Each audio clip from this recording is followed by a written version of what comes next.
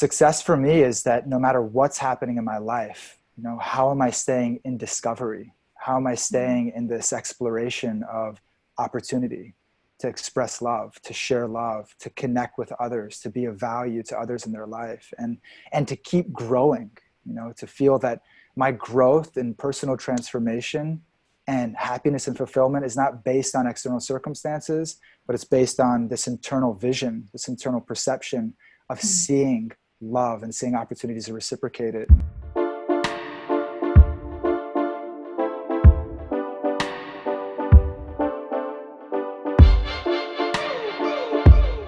Hello and welcome to the Success Sessions. My name is Jessie Johnson and I am so delighted and honored to have this time with Vira Tansey, one of my dear friends and God brothers.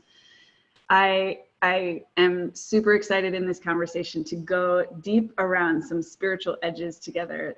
Vira is one of the most innovative, sincere, powerful, confident, loving humans I've ever met. And he does everything in service to the freedom and love of every human that he meets. And you are going to feel him transmitting that potency immediately. So just get ready to enjoy. Vira, thank you so much for being here. Thank you, Jessie. I'm appreciating your energy. You're infusing me with energy right now. So I do actually want to give one more piece of context. I like to do my bios like very personally. But I think it's important that people know that you are the president of the Bhakti Center, which is in some ways, I think, one of the most important and sort of central temples in the Hare Krishna community in the whole world. Not to prioritize, not just because it's in New York, it's such an important place, and that you are the keeper and holder of that space is a huge deal. And the Bhakti Center is so lucky to have you. And also I'm a little in awe that you have said yes to that responsibility. How long have you been doing that? I've been part of the organization since 2012, just participating as a community member, and starting to serve and volunteer in little ways here and there. And then 2015 is when Radhanath Swami asked if I would serve as director of the project. And so that's been, we're coming up on 5 years. It's just amazing. It's amazing. Okay, so little backstory. How did you define success as a child, and how were you wrong? I love the question. And I would say, as I reflect on it, there's so many different things that come to mind. I loved bringing people together. Like, as I look back on my life, like, success was on a Sunday morning, all the guys getting together and playing football. That was success for me as like a little kid, and then I could see, as time went on, maybe some of that innocence, like even at like 11, I was bringing my brother, who was 5 years older than me, and all his friends and my parents, and I was bringing them together for things like that. That was just kind of, I could see that's my purpose. I didn't recognize that till later in life, but that felt like a victory to me as a kid. And as time went on, I still felt that as like a central, really like a catalyst for like what I considered to be like a beautiful moment in life, was people coming together and sharing an experience. And, I don't know how, as I, became a teenager and a young man, how that shifted. But what I do recognize is that as a young person, success was in, it was external. Success was in things going my way. And even if that was in kind of a benevolent way, or in a way which would serve others and serve their interests too, whatever things we were both kind of commonly interested in, it was still kind of like, there was, I think, an increasing level of selfishness to it. And from being a young kid, bringing football games together, to throwing parties, to relationships, to winning games, whatever it was, as I was going through life, that it became more and more external. And my success was much more based on things going my way. And if they didn't, then, where I was wrong is I could see, like, if things didn't go my way, like, I would experience some level of suffering or disconnect or sadness or unfulfillment. And I could see that, you know, hey, I'm gambling here, you know.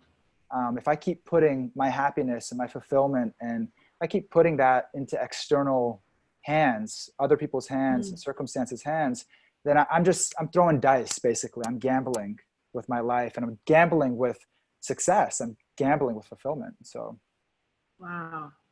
yeah. How old were you when you started to realize that? I would say probably 2021 is when kind of like, you know, and I think that there were different kind of poignant moments in my life where like I could see like, okay, you know, like a life of trying to get other people to do what you want them to do for your fulfillment. I was kind of getting hit, like, you know, hey, that, you know, whether it was a heartbreak or it was a business deal gone wrong, or it was whatever it was, even as a youth, that, you know, okay, I'm starting to see through this a little bit. And I think finally, I think what it was for me was a heartbreak. What it was for me was kind of really putting my heart in someone else's hands. And then, you know, that being mishandled, and I take full responsibility for that. But, you know, feeling that pain, you know, feeling the pain of really being super attached to somebody and really being super attached to an idea, and just kind of like seeing that kind of, you know, get dropped and seeing that get kicked to the curb. And at that point, I remember about 20 years old, just about to be 21. I remember just feeling like that, like, wow, like that's not where I want to place my happiness and fulfillment in life.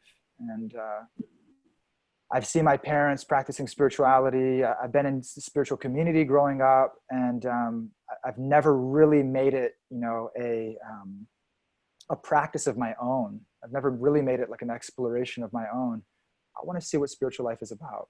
You know, I want to see what they've been doing and why they've been doing it for so long.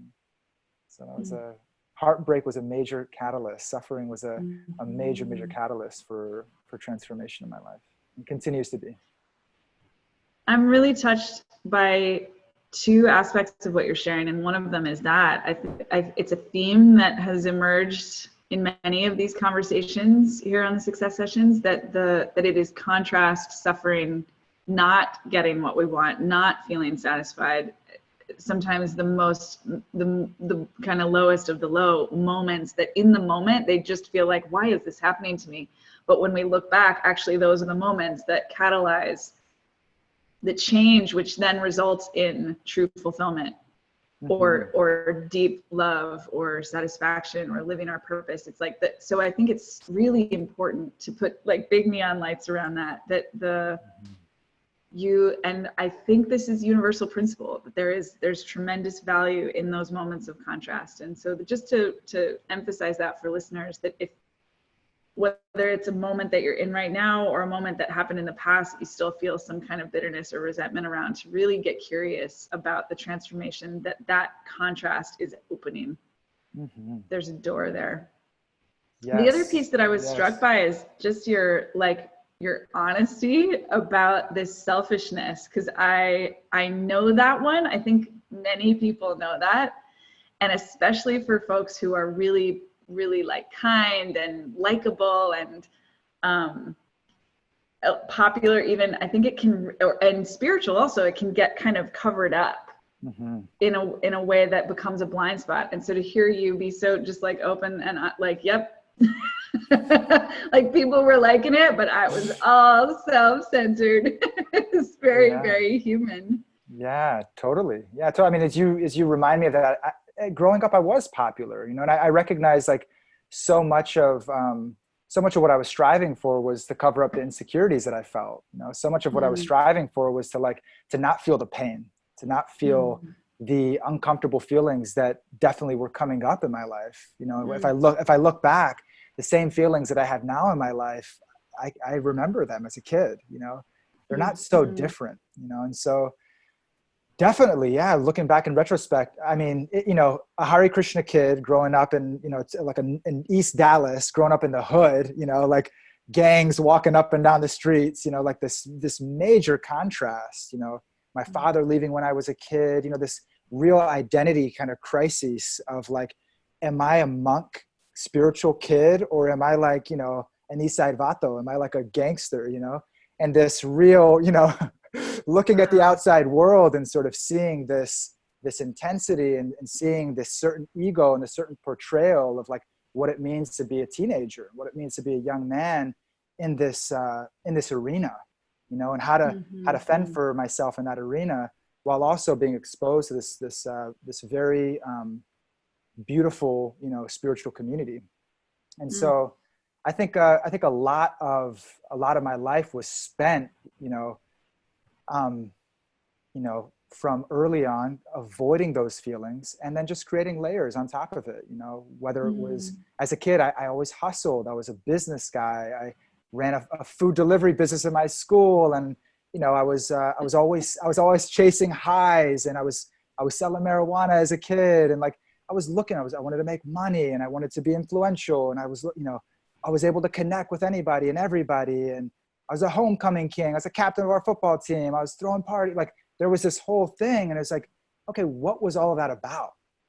Like, what was driving all of that, you know? And I could see that, you know, as time went on, life revealed to me that I'm running from myself, you know, that all of those things, not that, you know, maybe selling marijuana, we could, you know, maybe leave that out of life going forward, but not that any of those things were wrong, you know, but that I was chasing them because I was avoiding, you know, avoiding, you know, myself and trying to run away from myself in different ways.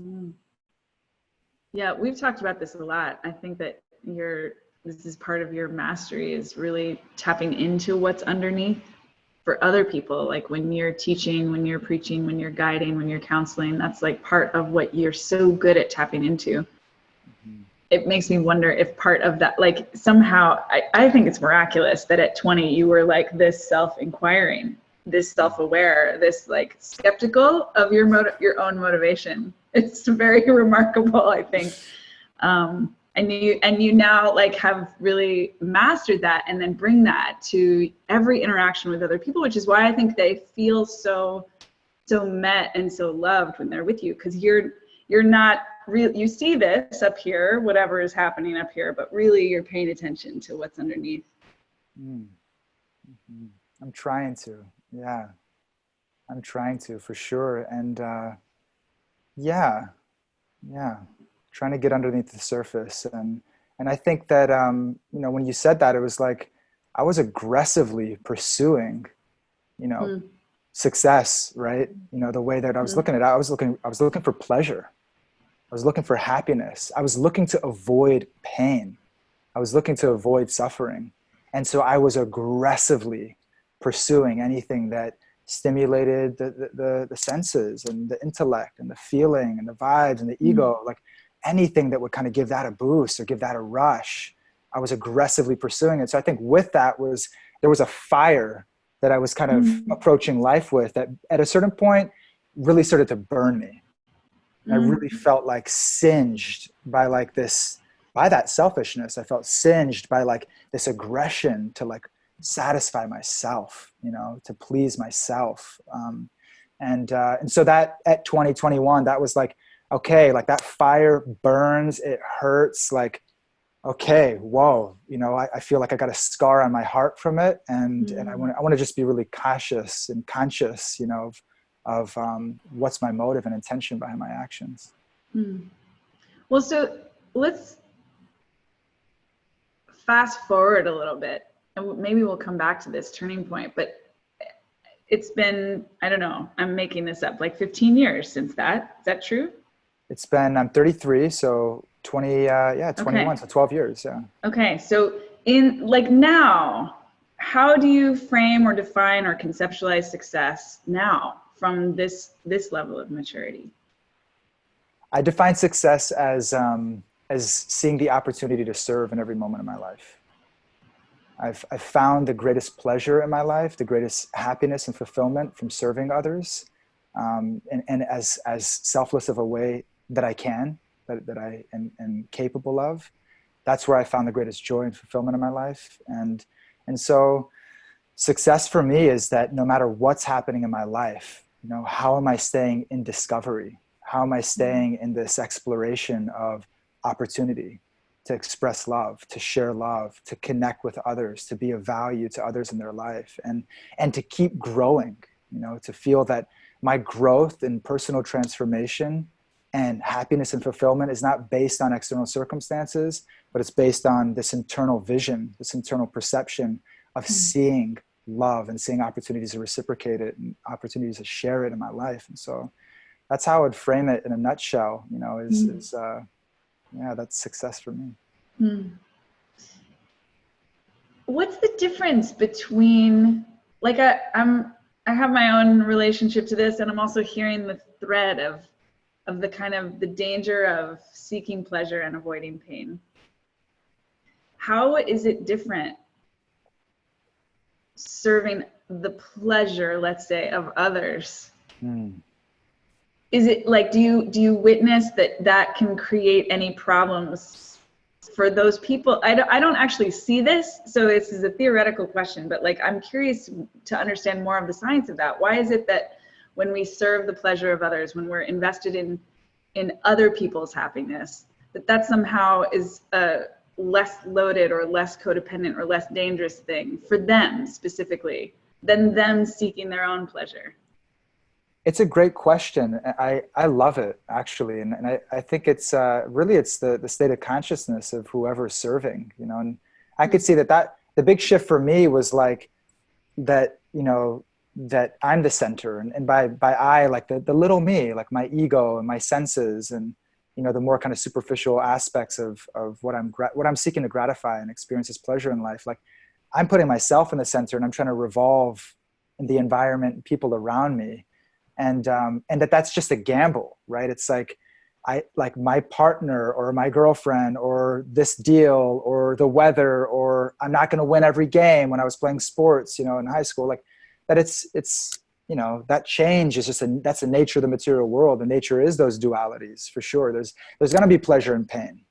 And so if I'm trying to only experience pleasure, and I'm really like anchoring in that and like making anything but that pleasure the way I see it in that moment bad, then I'm going to suffer. And so I guess when I'm looking at another person, the consciousness I'm bringing to it, you know, I'm trying to see that actually right now, how can I help this person to connect to that part of themselves that doesn't change? You know, in serving them, how can they know that it's not by what they do or how they act or whatever it is, how much money they have or how much, you know, influence they have, or none of that matters, right? That they're just intrinsically, they're lovable, intrinsically they're valuable. And so that through that connection, that they feel connected to that a little bit more. And so then therefore their pleasure is not going to be based on, externals as much. It's going to be more based on connecting to that valuable diamond self a little bit more. I don't know if that answers your question, but that was I'm getting a lot from what you're saying, Vira. I'm really seeing that the mental image that keeps coming up throughout this conversation is like there's you, anyone, really playing in this material realm, which is so conditional and unreliable, you know. That I love that you were like, it's gambling. Like playing up here is a gamble all the time. Yeah. And that just like going underneath and finding like what else is going on here. When you did that, then you started to relate to others who are also experiencing the same dynamic. And I even said this, but I was really struck as you were talking that like your answer was basically what I was already connecting to. I just hadn't connected the dots, which is that like when you are here, you connect with people here, and it's what's happening here where there is actual joy, fulfillment, pleasure, success. No matter what we're doing up here, it's not here. It will never be here. So I think that my original question to you about like, how is it different when you're working with other people than when you're working with yourself? It was coming from the premise that you could be here, but talking to them here. And what I heard you saying is like, no, I don't do that. That doesn't work. I talk to them here. I help them find this. And then from here, whatever happens from there is going to be a little or maybe a lot better feeling and impacting than whatever it is that was happening here. Like small self, God self. Yeah. Small, like material body, soul, that distinction. Yeah, definitely. Yeah, definitely. So whether it's an exchange with myself, you know, or it's an exchange with another person, I'm hoping to come into that consciousness. That's my work, you know, is to every day to remind myself that I am spirit, you know, that I'm not just matter. I'm not the driver. I'm not the vehicle, but I'm the driver, you know, and to connect to that part of myself. And to the degree I'm connecting to that part of myself, to the degree I'm doing that, I'm just going to sit with a friend and that we're going to be able to connect there. You know, it becomes available, it becomes a very real place that we can explore together in relationship or in whatever is happening in life. It becomes something that's a baseline and we can explore and so on. I've told you this before, but this is the moment I feel like it's really important to describe this also so that other people can see this, feel this, seek this. I knew you for a long time. For me, the first actual drop-in with you was when you guys came, you and Deanna came to LA and we went out to dinner at Cafe Gratitude with And it was like, I don't know, we hadn't seen each other in a while. I was excited to connect with you. I don't think we'd ever hung out in California before.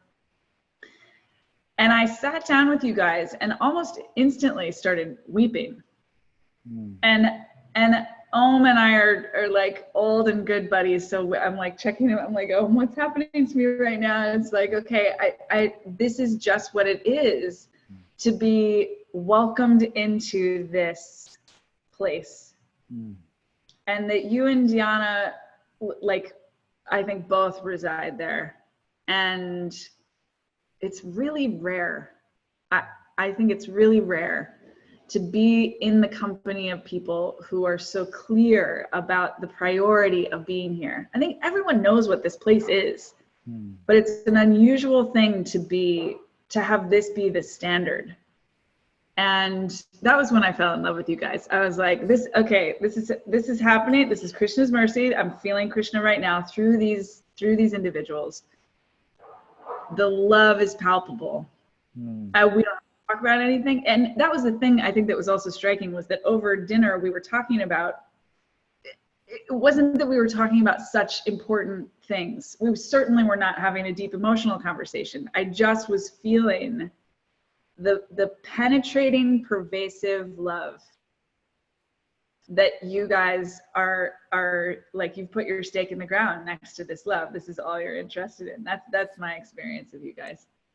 Your heart is so pure, and your heart is filled with so much spirit and so much love that you bring it out of all of us, Jesse. I really feel that. I really do. And I'm just appreciating you so much, you know, just the work that you're doing. You know, I feel like it's so valuable, you know, for us to be able to recognize in life that nothing's separate from spirit. You know, it's not, you know, spiritual life isn't a life devoid of the pleasures of the world, but that it's in synthesizing it, you know, it's in seeing that everything is part of something bigger and is part of, you know, that has meaning. And when it's used in service, that's when it really, you know, its full potential starts to manifest. Whatever it is that we're touching in this world, when it's used to uplift others, when it's used to uplift ourselves spiritually, raise our consciousness and do that for others, that's when that max potential comes out. And that's what you're doing every single day. And you're bringing that out of me. So I think that part of what's so nourishing about our relationship is that every time we connect, my understanding of what's really going on deepens. So as I listen to you so generously acknowledge me, I got really compassionate in a way that it's not that I've been an asshole in that way before, but I just wasn't aware that actually the reason that we separate money is because of this very same thing. It's like, for those of us who have had that material attachment and then figured out that there's more, there's something like down, it's so tempting to just be like, okay, well, this is all there is, and fuck all this stuff, because that's not real. And I think there's actually some value there in a developmental way. It's like, it's okay to go on retreat or to become a monk for a few years or to, I mean, obviously it's okay to do it for a lifetime, but like it can be really valuable to deepen our understanding of what it means to be souls, to really let go of the body and the material world altogether. I think that what inspires me and what I see so clearly, it's just another way of saying what you said, but is that there's then the opportunity after we've done that, after we feel really situated in our soul space, in our hearts, in our love, in that unconditional connection with God, is to then look at the material world through that lens. And that's why we came. I'm absolutely convinced. We, like, if all we needed was just this experience, we didn't need to come here. Just stay with Krishna, where we come from. But we came here for a reason, and it's about living here and playing here, or living here and seeing here, or living here and loving here. That because that's what we are. We are souls in bodies. We are driving those cars, even though those cars are not us. And so, yeah, I mean, so much of our friendship as it's grown has been about our mutual recognition of the fact that we're both playing that game. We're playing the game together, bro. Yeah.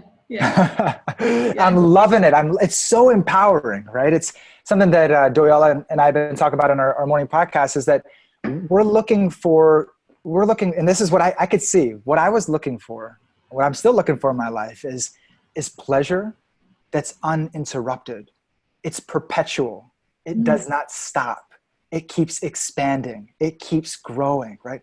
That's what I'm looking for. In all honesty, like, what am I looking for? Like, that's it, like and so, okay, so what's a path in life?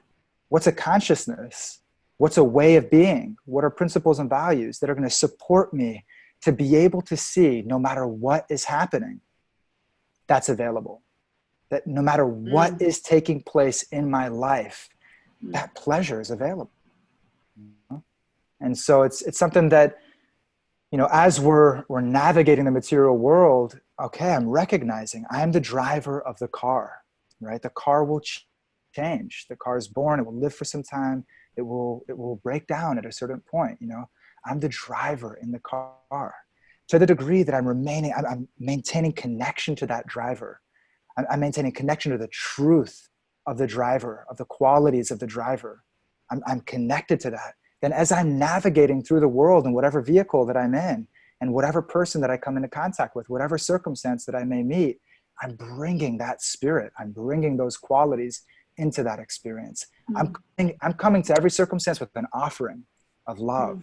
Coming to every circumstance, an offering of service. And so every single moment in our life becomes that opportunity to connect to that eternal pleasure potency, to that is our nature, that is us, And so that's, as you're talking about it, it's like when we're talking about navigating the material world, like let's become expert at everything that we're doing, every relationship, every business deal, our health and the way we take care of the vehicle, our purpose in life, the way we serve, the way we navigate this material world. Like, let's bring that spirit, let's bring that spiritual being into it.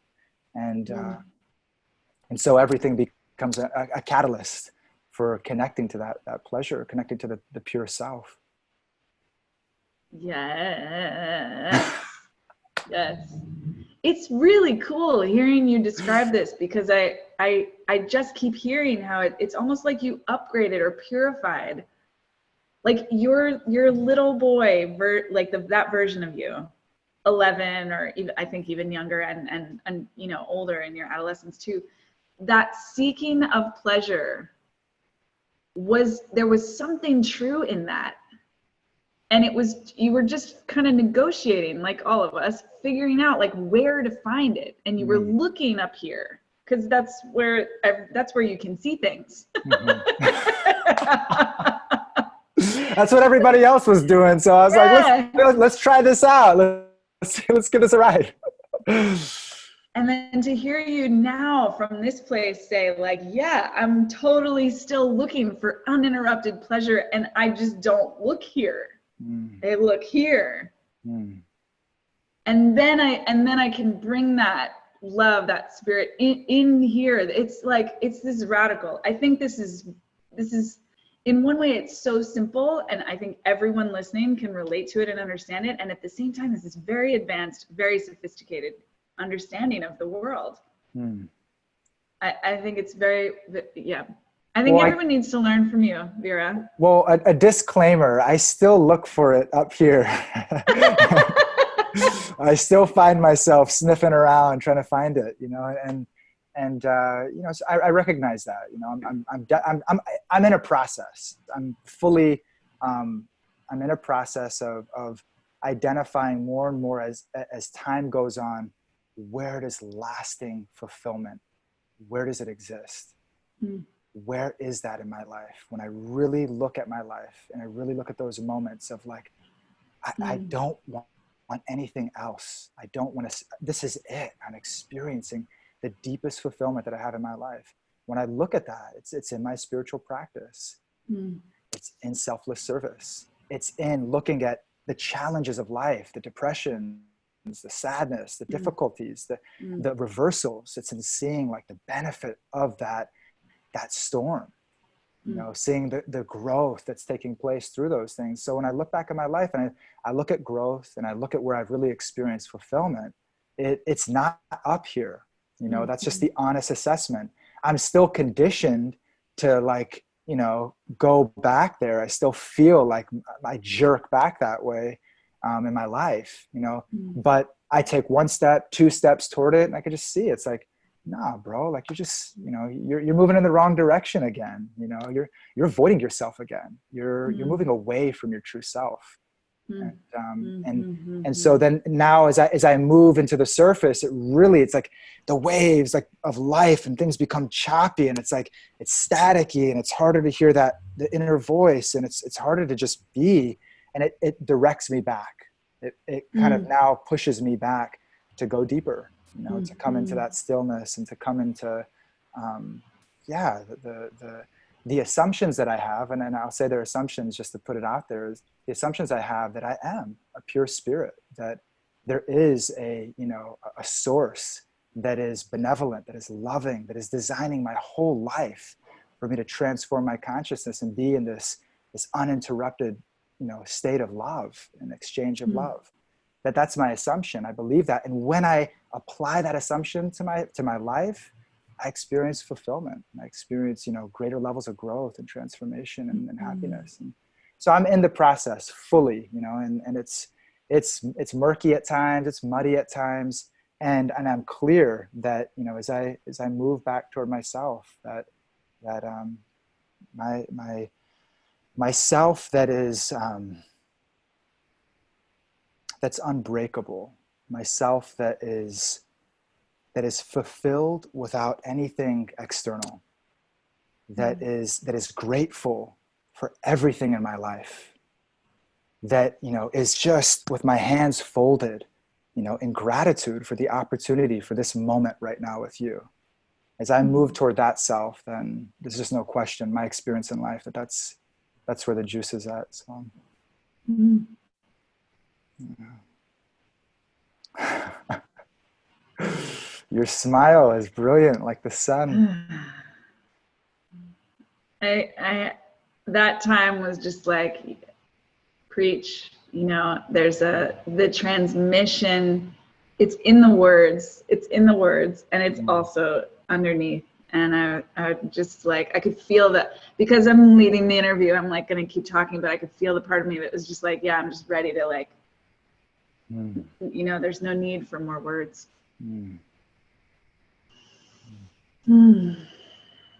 I love you so much.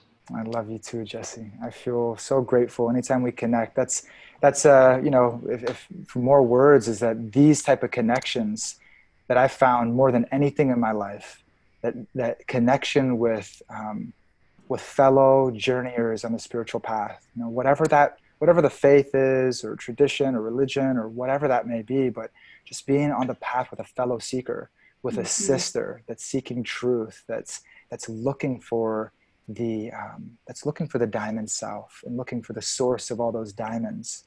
Mm. To be on that journey with you, that's what, it keeps me going more than anything else in my life. Those relationships keep me going. So yeah. One of the things that it is surfacing, we're recording this interview during one of the peak. I hope this is the peak. I hope that we're going back down, but we are peaking, and who knows where it's going in this time of the coronavirus. And that what we're talking about, it's what makes it possible to navigate times like this. And not just to take care of ourselves and take care of each other, but to really mind the experience, to use it to get more free. It's funny because I really there's so many people, I'm like, I don't want to tiptoe around it. Like, there are people who are having their best time in life right now. Some people are finding more freedom, more fulfillment, more joy right now during this crisis than they've ever found before. And others who are deeply suffering more than they've ever suffered before. And the fact is that range of human experience is always happening. Mm-hmm. It's a little bit more global. The story is a little bit more global right now than I've experienced in the past. But the truth is that range is always available. And I'm with everyone wanting to respect, this is a global crisis and too many people are it needs attention. And I'm a little fed up with the tiptoeing around. I don't want to be disrespectful of people who are suffering. It's no, people are suffering all the time. Everything is about serving the freedom and liberation and joy and love of every human being on the planet, always, including now. And part of doing that, part of serving that, is knowing that we are held, knowing that this is happening by design. The way that you spoke about your life, that's a lens through which to see our lives, particularly in times of crisis. It's very, to me, it's almost like it's just strategic. It almost doesn't even matter if it's true. I think it's true, but it almost doesn't matter. It's effective to take that belief system on.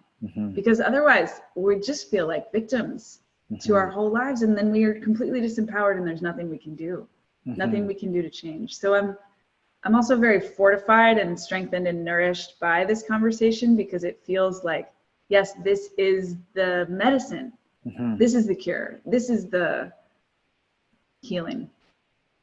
Yeah, I'm appreciating you sharing it. It's been a big theme in the community in New York, and what we've heard from different members of the community is that they, it's like, okay, for me to apply that to myself, that's okay. That's me taking responsibility for my own life.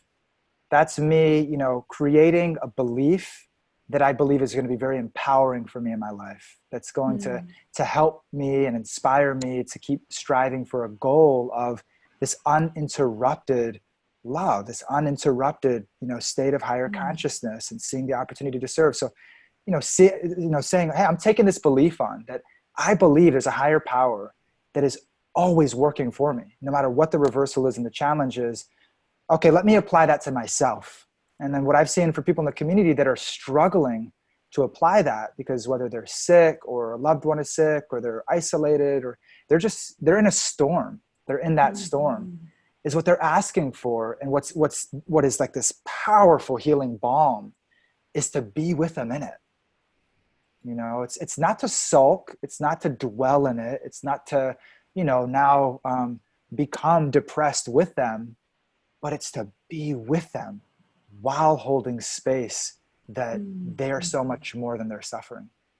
That they are that pure diamond self, that they are this being that has the ability to transform. And so it's been something that we're seeing like in our dialogue, like to bring that in is like a vulnerable self-share, like gives the person the permission to kind of like step into it a little bit more and not feel isolated even further. Yes. by like a philosophy that just doesn't feel applicable, or that feels like really far away, and really kind of like putting more weight on them. Like, oh my God, like I should be seeing this is happening for me, but right now I'm depressed, you know? And so I've been trying to my best with the community is like, yeah, you know, I'm doing the best I can to apply that consciousness. And, you know, I believe that everybody that does apply that is going to get tremendous results from it. I believe that. And also if somebody's suffering and they're not able to do that, like, you know, I want them to feel held, and I want them to know that like, hey, we're in this, it's a storm. We're in a storm right now. And, you know, I'm not super scared of the storm right now. So, you know, let's hold on, you know, we're in the boat together, you know, and that comfort and that warmth. I know for the times that people have extended that to me in stormy times in my life, it's been the medicine that's helped me to come back into that really empowering, responsible consciousness. I feel this is just, it's so interesting the way that this conversation is going, because I keep wanting to ask you questions, and then I'm also just like so massively in appreciation for you. I have to say it out loud. It's like, because I think so much of the purpose, my vision of these interviews is to help hold up the examples that I see in my life that have helped me claim this success on my terms. You are one of those people. And I think it can be a little mysterious how these people do it. And so much of what's happening for me in this conversation is just like hearing you, seeing you doing it, and like learning more about how you do what you do. So that time, what I was connecting is that you have cultivated your capacity to not run from your own fear, your own pain, your own suffering. And as you cultivate that resilience with yourself to connect with the truth of who you are, it gives you so much more resources to connect with others where they are. And I think that's a beautiful definition actually of any kind of spiritual leadership, any kind of healership, whether it's like a clinical psychologist or a, you know, spiritual teacher who's writing books and speaking on huge stages, to like the cashier at the grocery store. I mean, it's like, it doesn't really matter what the role is. Our capacity to be with ourselves sources our capacity to be with others where they are. Because if I'm afraid of my own discomfort or storm, I can't tolerate, I'm too vulnerable to somebody else's discomfort or storm, so I can't help them. And I think this is the biggest, this is what's coming through for me today, that there's like a cultural codependency that's being revealed, that people are feeling like they're not allowed to feel good right now, or they're not allowed to tell people that they're feeling good, because there's so many people suffering. Right. And that actually I'm not suggesting that you're like, that people close their eyes and go and plug their ears and go la la la la and like isolate to protect themselves in their joy. But that they use use that joy to go out and help more people. Cultivate that joy, because they know it will source them to be able to help more people. Like, more people getting sick is not going to help the sick people. I say this all the time actually around money. Like, me being poor does not help someone else who's poor. I tried it. Like, I really tried that strategy. Thought that might work. That didn't work. You know, it's a misconception that there's an exchange in that way. And the sickness, I think, really helps people see that. So it's the same around our emotional state. We all suffer. We're all going to have storms in our lives. You know, the best thing that we can do is to feel as resourced as we can possibly feel. And if we're feeling good, use that resource to serve others. Not to try to make them feel good so we can feel good. I think that's another codependency. Yeah. But to feel the abundance of what we have and be generous. So beautiful, Jessie. I'm appreciating it so much. And I'm taking a lot from what you're sharing right now, because it's something I resonate with also. Like, I've seen that paradigm of almost like, don't shine because other people are suffering around you.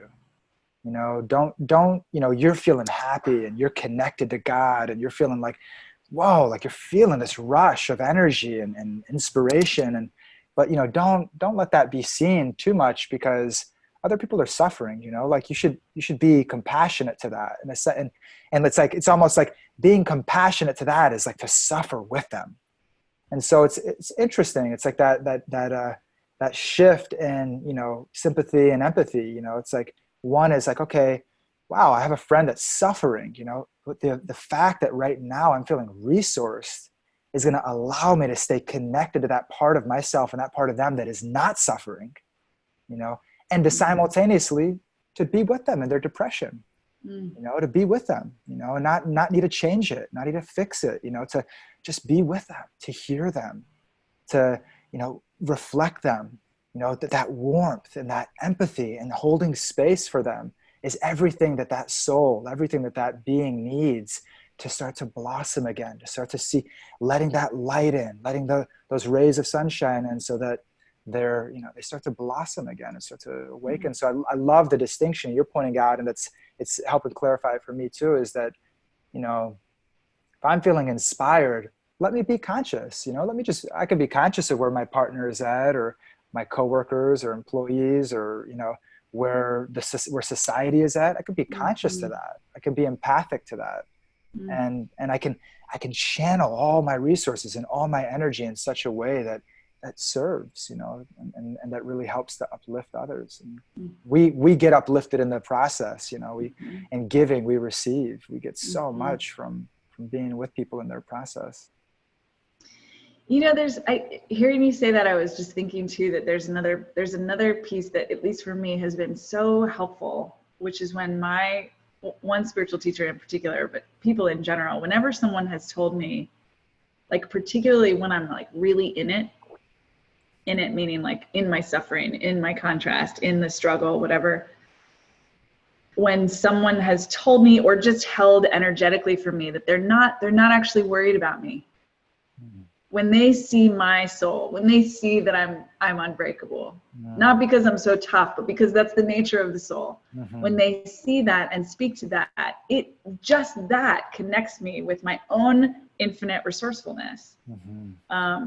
It just reminded me that this, like, my first experience of this was with my really my first spiritual teacher, mentor, Harshita, who there was we were on retreat, and I was like suffering and telling everyone at the lunch table about my suffering, and like had 10 or 15 people all like, totally enraptured with my story of like how hard my life was or something. I have no idea what story I was telling them, but I remember that I was telling them something. I wasn't even aware that I was taking them down this rabbit hole.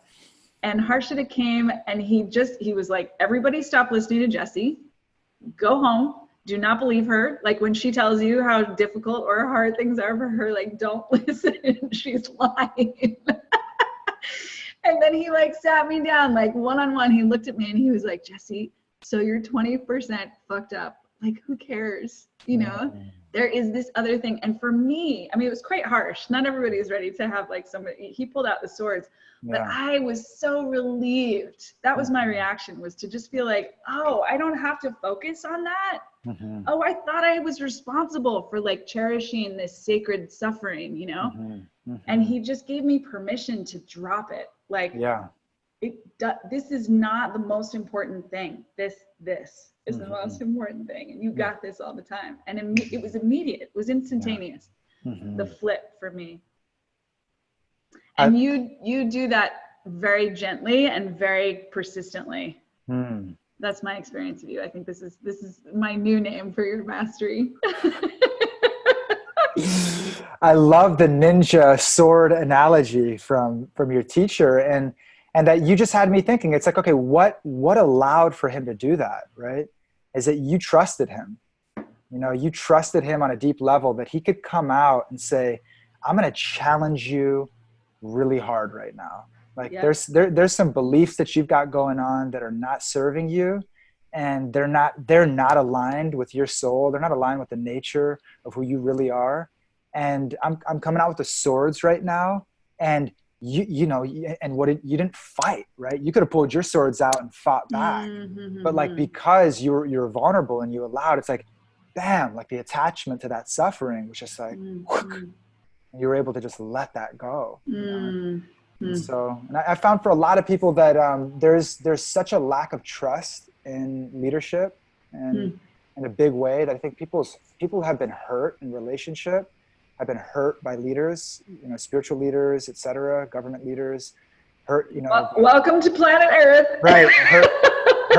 Hurt by their parents, hurt by their teachers, hurt by anybody that's in that position of, power or authority or leadership, whatever it looks like, that there's a real skepticism that comes, first. There's a real guard that's up, the weaponry is armed and the guard is up. And so it's like that, the entry, what I'm finding is that if it's not empathy, if it's not warmth, if it's not understanding, if it's not being with somebody just as they are, then oftentimes that guard and that wall and armor doesn't come down for there to actually be enough trust to really start to work through some of the crap that will come up in relationships. And that's very important. I think you're right about that. And I think it's interesting because what I'm thinking about now as I remember that is that I don't think anyone had ever really set boundaries with me before around my emotional tyranny. So if I told some story of suffering, up until that point, I was probably 27 at that time, people just let me.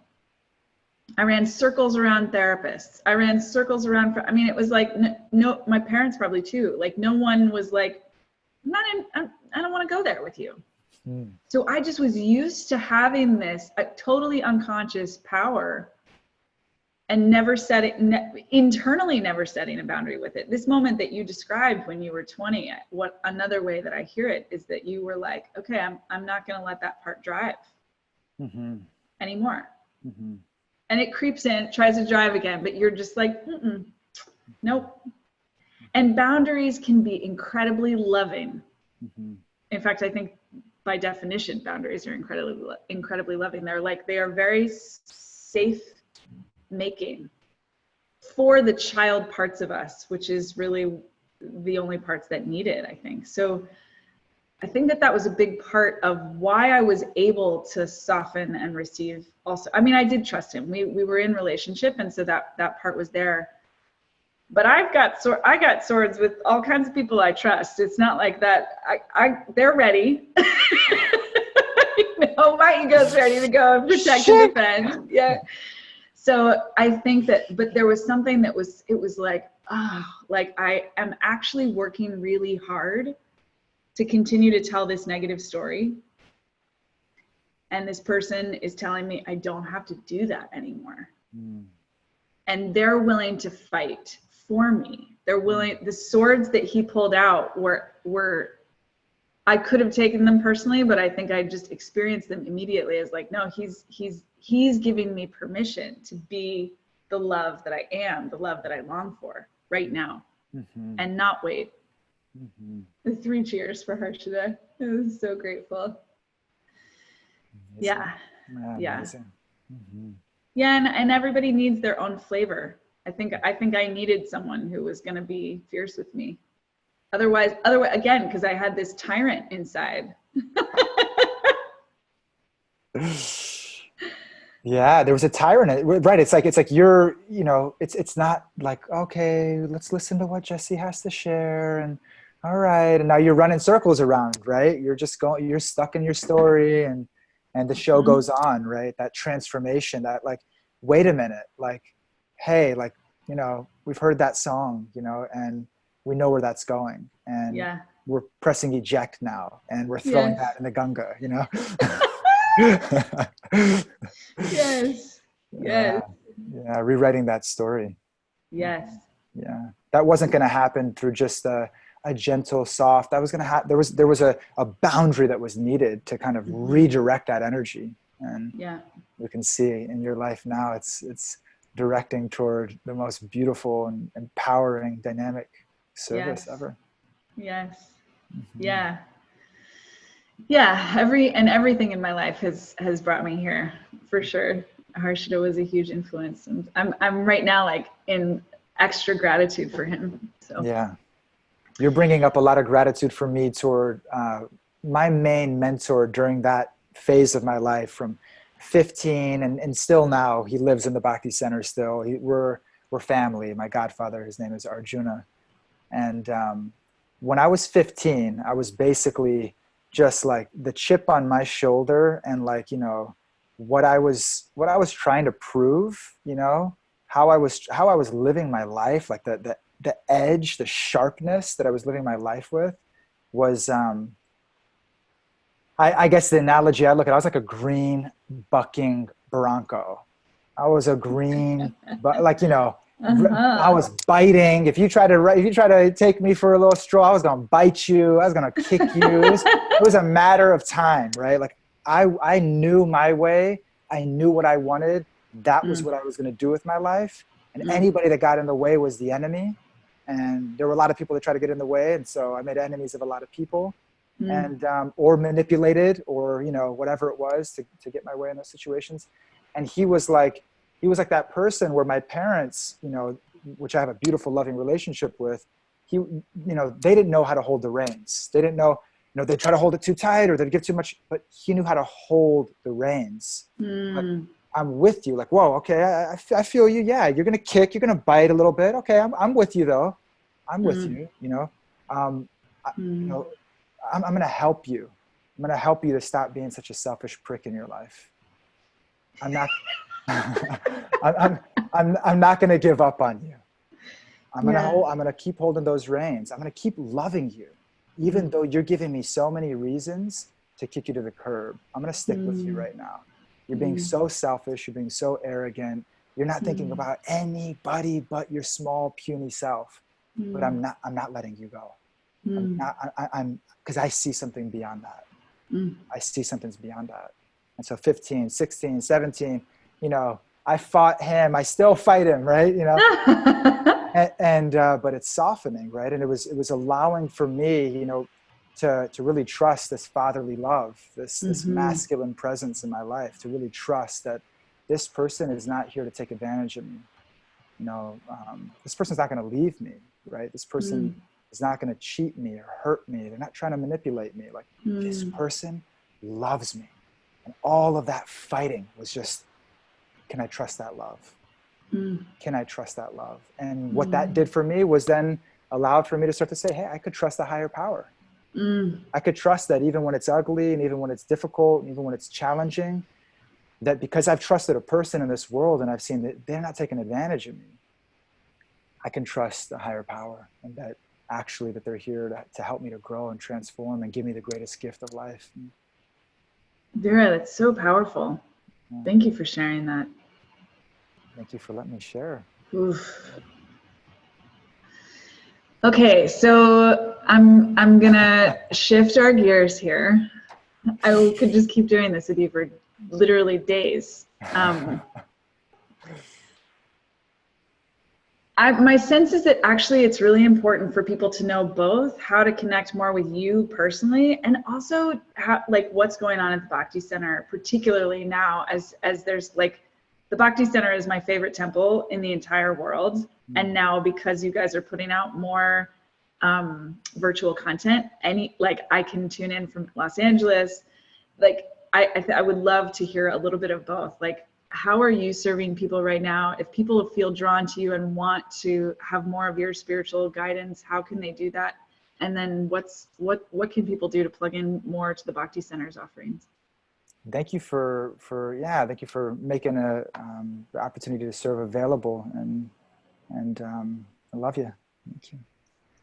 What I'm doing right now, so I one-on-one, I coach people, and I coach people. It's transformative coaching. So whatever somebody's going through in their life, whatever the circumstances, being with them, you know, holding space for that diamond self, and going through a process of uncovering that inner intelligence, that inner, you know, dynamic capacity to take every situation in life and to consciously choose how we're going to go forward with it to become the most effective that we possibly can in our lives. So I do that with people one-on-one, and the work that I do around teaching courses, you know, bringing groups of people together around that same type of work, you know, reaching our full potential and manifesting meaning and manifesting purpose, what we were put on this planet to do. courses that I teach at the Bhakti Center. So you can find those at bhakticenter.org. And yeah, and the work of the Bhakti Center, that's what we're doing right now, is to shift into this virtual reality. And you know, we weren't totally equipped for it. And you know, I was sharing with you earlier that, you know, 95% of everything that we did 3 weeks ago was in person, and was those embraces, was those personal contacts, and all the content that we were sharing was mostly in person. And so now that's shifted to 100% online since we've been closed. And so, yeah, there's everything, you know, wherever we're at in our life, there's something of value to help us to reconnect to ourself, beyond the body, beyond the mind, to connect to that diamond self. There's something of value, whether it's meditation or yoga or, you know, so many offerings in that way. And then to really go on a spiritual journey, to really go on a journey of self-discovery, of personal transformation. And so we can find all that info at bhakticenter.org. And we're mostly active right now on Instagram and Facebook a little bit also, but Instagram is our main kind of platform that we're connecting with people kind of day in and day out, live and posting content. And fantastic. Yeah. And if people, just to go back to the one-on-one work, if people want to connect with you directly, what's the best way to do that? Well, right now it's just email. People just send me an email at vira@bhakticenter.org, and yeah. And okay, great. That's it. My practice has been for years has been a word of mouth practice, and it's been a beautiful experience that I've had of that, and so that's. Well, the mouth that's spreading the word about you is getting bigger. So get ready. I'm here to serve you, Jesse. So you guide me, and I will follow. I'm your servant. Thank you so much for taking the time. I love you so much. I'm so grateful for our friendship and association, and also so grateful for your vision and leadership and guidance of this much bigger spiritual community, both at the local level of the Bhakti Center in New York City. The kind of, there's a big group of devotees who are super attached to the Bhakti Center but don't live in New York, but also your influence in the leadership of the whole world of ISKCON and in general. Your work is so important. Thank you for doing it. Thank you, Jesse. I feel the same way about you, and I feel that you're riding a wave, and you're smoothing a path, and we're just trying to follow in your footsteps. So grateful for the incredible service you provide and transformation you provide for so many, and that I am a recipient of that transformation as well. Grateful. All right, guys. I hope you enjoyed. I can't imagine how you're still here if you weren't just like sucking up all this honeysuckle nectar. So thank you for being with us. If you have any questions or comments or feedback for either me or Vira, please post in the comments below. I read every single one, and anything that needs Vira's eyes, I'll share with him and get his input. So let us know how we can serve. We love you. May you be healthy, happy, joyful. Beautiful. Thank you, Jesse. Everything you want.